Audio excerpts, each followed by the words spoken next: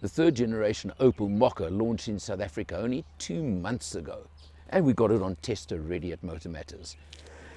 Something that struck me about this car straight away is, in the world of ever-growing grills, many manufacturers, look at this.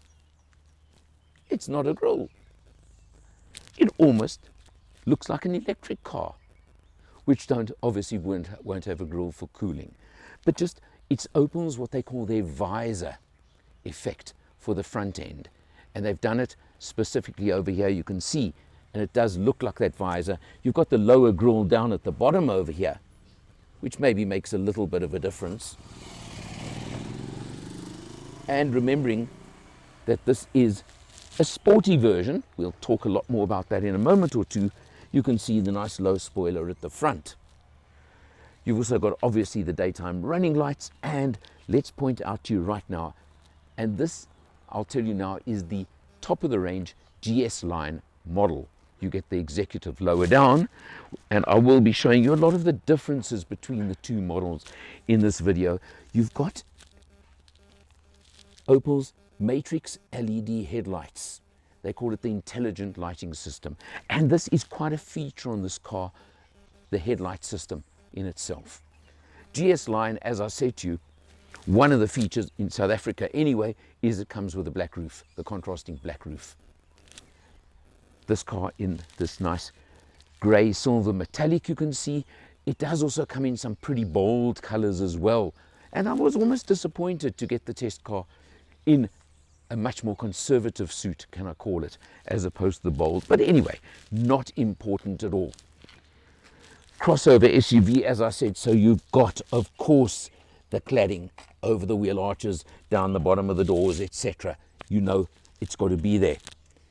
Both models come with 17-inch mag wheels, alloy wheels, but on GS line they're in black, as opposed to the silver grey on the standard model, just to differentiate more than anything else. Come along, you have a look. And being a B2C segment crossover SUV, you can see you've got the fairly sharp C-pillar over here around the back. But we'll have a look in the back seat in a few minutes. We're not going to look right now. We'll come around to the back of the car. And for some reason we've chosen somewhere to film that seems to be a shortcut for delivery motorbikes. Don't know why, but they seem to be very keen on this little road we're in now. Come round to the back, let's have a look. And you've got unusual looking Matrix LED tail lights over here as well, split into the rear hatch, you can see. Nice big spoiler over the top over here. And something that I found very strange on this car, unless I've missed it, the only way you can open the rear hatch is by using the key fob. I cannot locate, I've just found it. I've been looking the whole test, and that's where you pop the rear hatch. Under there, it's kind of very hidden, and I must say it caught me out, and I've just realized where it is now. Have a look at the boot. You can see we've got a bit of stuff in the boot over here just to show you. 310 litres is the official figure for the boot area. Obviously you can then drop the rear seats 60-40 split to give you nice space over there.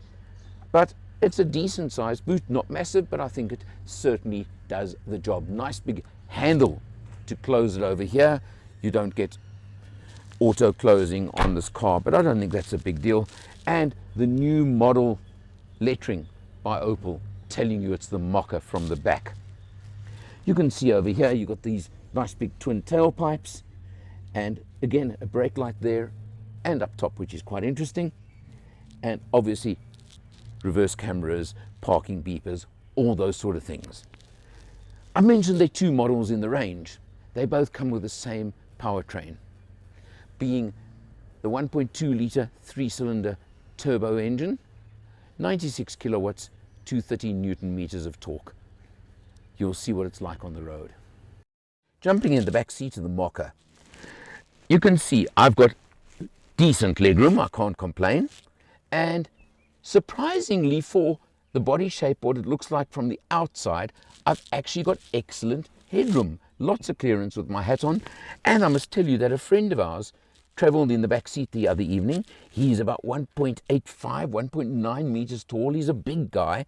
And the first thing he said, with this passenger seat set exactly where it is now, he commented on how much space he felt there was in the back seat. And he was most impressed.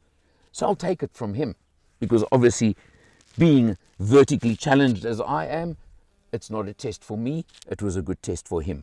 There's a nice little extra pocket over here in the back of the front seats, and down here, I'm trying to just move, you've got 2 USB ports for the back seat. So there you go, the kids will be happy with that one, that's for sure. You can see while we're over here, GS line gives you leather trim with contrasting white stitching, very neat, looks pretty good, and is certainly a nice feature over here as well.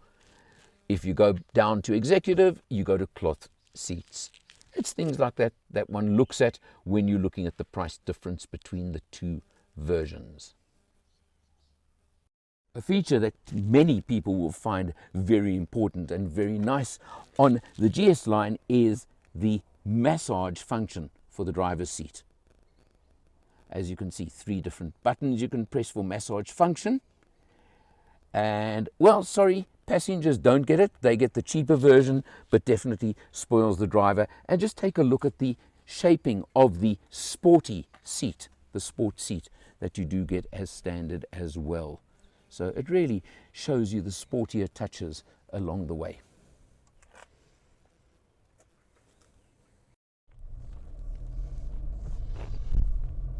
Driving around in suburbia,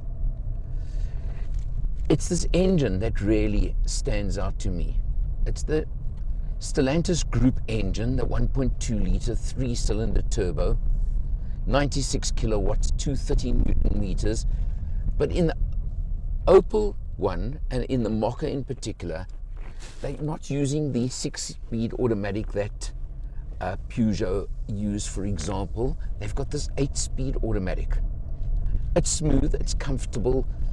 It should contribute to better economy, but somehow that's not what this engine's about. This engine is so peppy, it's such fun, it encourages you to drive, and to drive it a little bit. And in a strange way, it's kind of anti the economy, if I can call it that.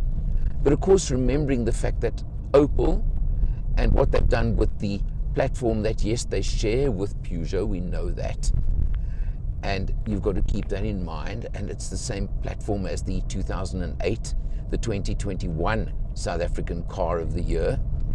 But they've given it Opel handling and Opel ride. So it's slightly harder, but sportier ride, as opposed to the typically French softer ride. Choice is yours. Do you like a very soft ride, or do you like the sportier ride? And that's always going to be what you've got to decide for yourself. But it handles nicely, it goes nicely. As I said, it's peppy. It encourages you to put foot a little bit and to rev it just that little bit more than you may in some similar cars. But it brings the driving fun back to a large extent. Turning circles not bad. Here we go. And just bring the camera down quickly. We'll show you more thoroughly later. But this really unusual gear shift system is just something else. And then look on the screen over here.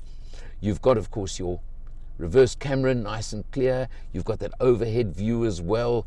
There you go, all nice and easy, nice and clear. That's saying standard rear view. If I press there you go, you can have different views as well. Just show you again, you can do a standard view, you can have a zoomed view. Look at that, rear view.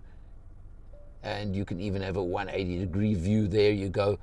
All these different views that you can get out of the camera, just if you want, out of the camera system. Really interesting. It does work, that's the point. But the thing I said a moment ago, I'm going to just actually open my window for a moment, because I want you to pick up a little bit of the sporty effect and the sporty sound that this engine does give you. And let's just, you can hear, just listen to that. I hope you can hear it and pick it up. I'm obviously just gunning it that little bit more to give you the effect that you pick it up. I am in suburbia, so we won't go crazy or do anything silly. A quick kick down, and you can hear it's just got that little roar to it, just to make you feel that this has got that sporty side to its demeanor when you want it. And I think that's part of the fun of, although this is really a crossover SUV family vehicle, it's got a little fun side to it just when you really want it.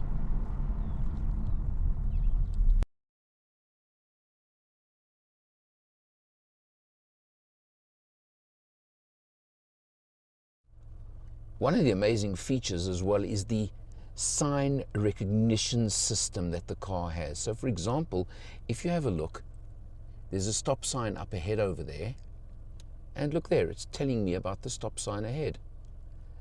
System that I find absolutely amazing. Jumping in behind the steering wheel, you can have a look at the nice big 10-inch screen, digital screen in front of the driver. And it really is interesting.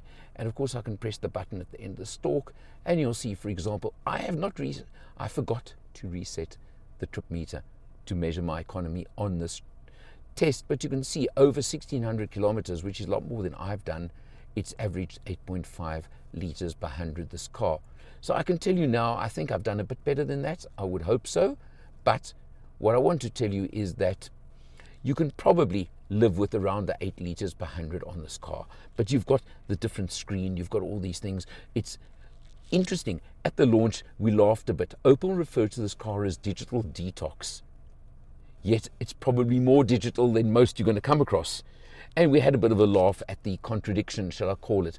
But what they were getting at was, it is very digital, but actually relatively simple. And that's a difference over there.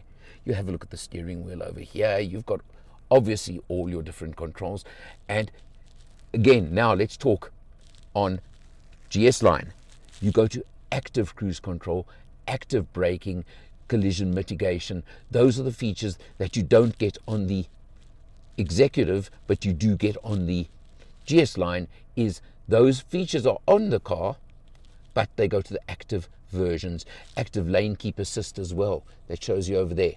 So you get normal lane keep assist, normal cruise control on the executive, active on this one.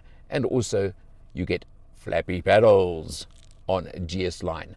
Whether those are important to you or not, who knows? You know what I think about them. I've said so many times before. I'm not going to repeat myself this time.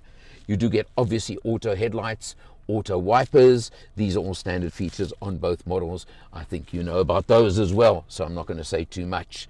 Move over to the center screen over here. Another very big difference between executive and GS line. The screen jumps from a 7-inch to a 10-inch. And you get standard navigation on GS line as well. So you can see it really is a nice system.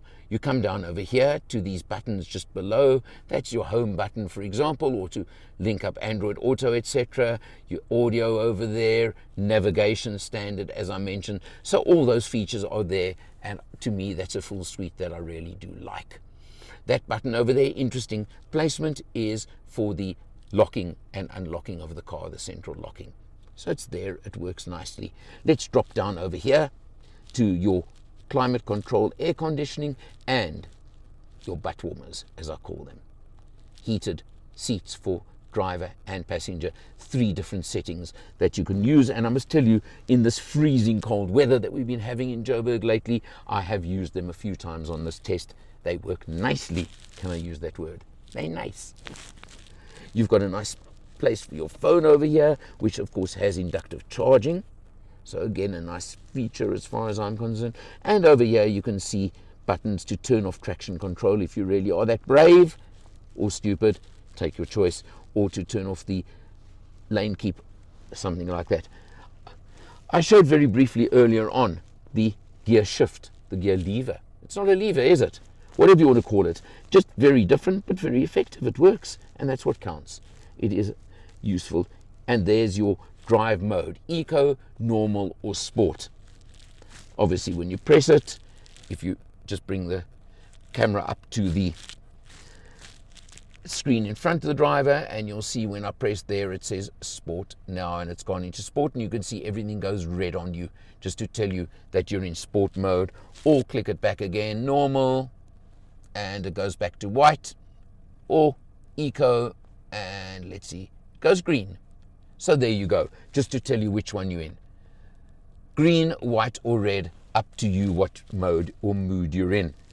You've got your electronic parking brake, which I do like the fact it activates or deactivates automatically when you park or when you put the car back into gear. So it's quite a useful little feature. You've got nice cup holders over here. You've got an armrest that can slide forward if you want or back, and a very small little compartment over there, but it's not serious. It doesn't really matter at all to me, but it's there and that's it. Overall, what I do like, and I know, for example, Mrs. R likes, is if you have a look, your dashboard is one level in front of you. Your steering is adjustable for height and reach, which is good, but you haven't got the higher pieces on the dash over here, so your view out is nice and easy. It works nicely, it's very simple, all those sort of things over there. And it's nicely put together. The screen's properly integrated, which is important as well. Overall, you can see what you're getting. You get a 4-year, 60,000 kilometer service plan included in the car. And now let's just tell you the price of the car. As this one stands over here, the current price is 520,000 Rand, 519 and a bit. You want to go down to executive version, it drops to 470. So there's a 50,000 Rand price difference, call it 10%. But look at what you're getting for the extra 10%. And I'm now talking to someone who likes the Mokka, wants to get a Mokka, and wants to decide between the two models, which one he thinks is the more suitable. Well, I can never, ever emphasize safety enough. I think my regular viewers will know that fact. So, do you want safety? Do you want safety? Or do you want safety? Do you want active cruise control? Do you want active lane keep assist? And do you want forward collision warning and mitigation? In other words, where it will actually brake the car for you in an emergency if it detects that. Those features alone to me are worth any amount of money. Then you get things like the leather seats in place of cloth. You get the massage function and a couple of little things like that as well. So I personally, obviously your bank manager may not agree with me, but I would say the difference between the two is well worth that little difference. But at the end of the day, it's always going to be up to you. But all I can say is this may be an incredibly crowded market segment, but there's still lots of loyal Opel fans in South Africa. And maybe, just maybe, this could be the one you've been waiting for. Check it out for yourself. For Motor Matters, I'm Eleanor. See you next time.